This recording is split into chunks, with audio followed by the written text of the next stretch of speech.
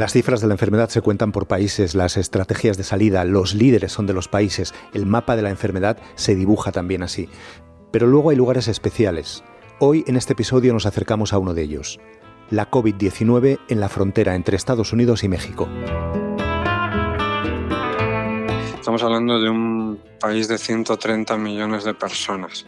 Creímos conveniente que teníamos que contar qué está sucediendo en la frontera de México y en Estados Unidos por la particularidad que tiene, ¿no? Javier Lafuente es el corresponsal del País en México y el coordinador de la redacción del País América.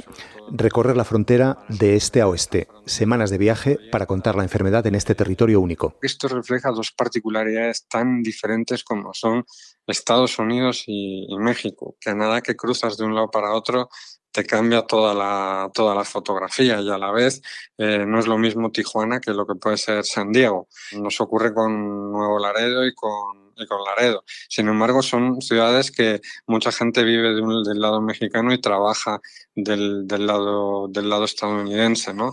Creo que eso, no veo que eso sea similar en la frontera, por ejemplo, de Guatemala con México, ¿no? En la frontera sur o en la de Venezuela y Colombia, ni mucho menos, ¿no? E incluso en la propia frontera con Estados Unidos no es lo mismo la relación en Tamaulipas con McAllen que la de Tijuana o San Diego, ¿no? Con California. Estábamos poniendo más el foco también en el lado mexicano porque nos llama mucho la atención la cantidad de contagios que hay del lado estadounidense y que no están tan reflejados del otro lado. Eso le alimenta un poco pues, todas estas tesis de si se está contando bien o no. ¿Y cuál fue la primera etapa? ¿Qué fue lo primero cómo organizasteis la ruta? ¿Cómo decidisteis el camino? Tenemos que hacer literalmente un costa a costa, o sea, ir del Golfo de México hacia el Pacífico. Empezamos en la frontera de Texas por una razón principal. Es la frontera más cercana a la Ciudad de México.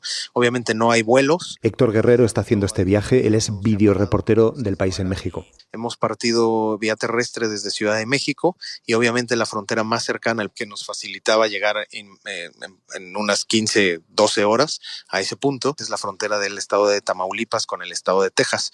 Y durante la ruta hasta la frontera no habéis tenido ningún problema para llegar hasta allí, ningún control. Un punto muy importante es que el norte de México tiene unos altos niveles de inseguridad y de violencia por el tema de los cárteles de las drogas. Entonces es una zona bastante complicada para trabajar y también las autoridades locales ahí tienen miedo de que estas condiciones puedan surgir o salirse de control en términos de violencia. Entonces ha sido una combinación entre retenes militares que están cuidando la parte de la violencia, cercos sanitarios que están tomando la temperatura. También ha sido complicada la logística porque no todos los hoteles están recibiendo personas. Y al llegar allí, ¿qué es lo que os habéis encontrado? ¿Qué está haciendo la gente en la frontera? Actualmente ahí han montado un campamento con más de 2.500, 2.800 migrantes de 7 nacionalidades diferentes que está apostado de manera improvisada justo en los cauces del río Bravo que separa Estados Unidos de México. Eso es uno de los focos, digamos, rojos o de que tiene prendidas las alertas en este estado, porque se imaginarán lo peligroso o lo propicio que puede ser para en estos momentos, ¿no? Para la contingencia. Hay una propuesta de reubicarlos, pero no hay una propuesta concreta. Hay organizaciones internacionales médicas como Médicos Sin Fronteras y algunas más norteamericanas que se han sumado a la emergencia y pretenden montar un hospital de emergencia. Otra historia que considero que es muy, muy relevante, la hicimos en la ciudad de Reynosa, Tamaulipas, a unos 200 o 300 kilómetros de ahí, también en línea fronteriza. Esta ciudad es frontera con McAllen, Texas, y ahí es ahora uno de los puntos de deportación que más casos o que más repatriados recibe por día. El presidente Trump durante esta contingencia ha acelerado las deportaciones de Estados Unidos, tanto de mexicanos como de centroamericanos. Y lo que están haciendo es que están trayendo connacionales o repatriados de distintas partes de Estados Unidos a ponerlos ahí en la frontera. Estos mexicanos entran sin ningún tipo de control sanitario a México y después van a distintas partes de México. Entonces, realmente ahí puede haber una alerta muy grande. Esto que escuchan es Ciudad Juárez, está más al oeste. Es una protesta de trabajadores y trabajadoras de fábricas de Estados Unidos que producen de este lado de la frontera con la obligación de que todo el producto regrese después a Estados Unidos. Son lo que se llaman las maquiladoras. Aquí hay al menos 320 plantas con miles y miles, quizá entre 200 y 300.000 trabajadores. Algunas de estas empresas que paraban en Estados Unidos, en México no han querido parar la producción. Entonces los trabajadores están saliendo a la calle. ¿Por qué? Pues para no llegar e infectar a nuestros familiares, porque mucha gente... No muchos, porque Ciudad Juárez es uno de los paraísos para las empresas más faltas de ética.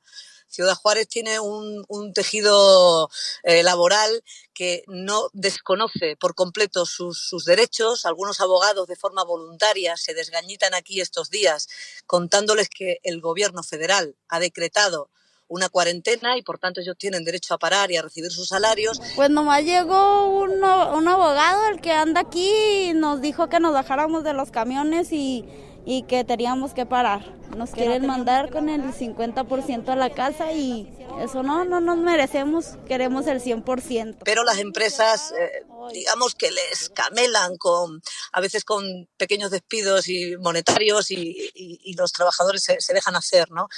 Esto es como un granero de coronavirus. Carmen Morán es la otra parte del equipo que está haciendo este viaje con Héctor, es corresponsal del País en México. Las empresas están cerrando a ritmo de muerte. A medida que se va contagiando un trabajador, una trabajadora, salen los medios de comunicación y la empresa, por la presión pública, se ve obligada a cerrar.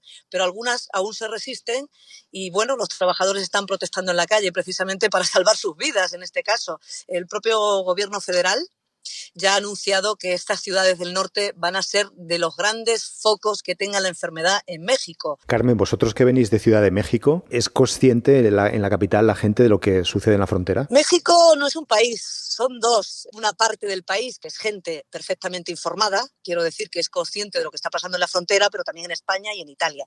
Y hay una parte de México, el país prácticamente dividido en dos, que son gente con mucha menos información. Yo entiendo que esas personas no saben lo que está pasando en la frontera, pero ni en la frontera norte ni en la frontera sur. El desconocimiento en amplias capas de la población es muy amplio.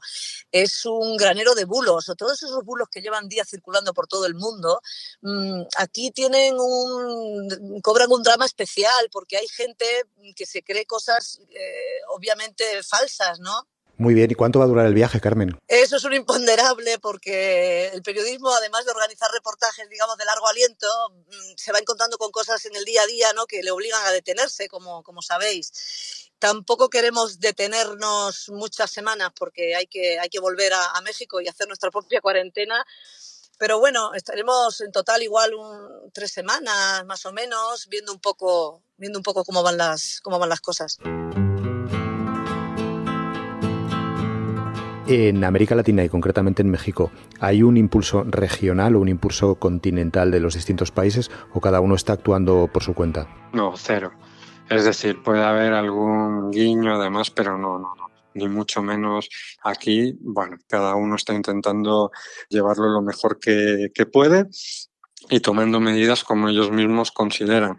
Sí es llamativo en este sentido que López Obrador, el presidente mexicano, por primera vez en más de año y medio de gobierno, se ha tomado en serio su condición de jefe de Estado y ha participado en una reunión del G20 a las que no había asistido, siempre mandaba al canciller, o ha llamado él a Xi Jinping para agradecerle y para pedirle más ayuda, o al propio Trump, con el que ha hablado en el último mes 2 veces e incluso ha abierto la posibilidad, cuando todo esto pase, a reunirse con él, para agradecerle un poco la disposición que está teniendo, lo cual es más allá de cualquier cooperación, me parece un gesto muy llamativo.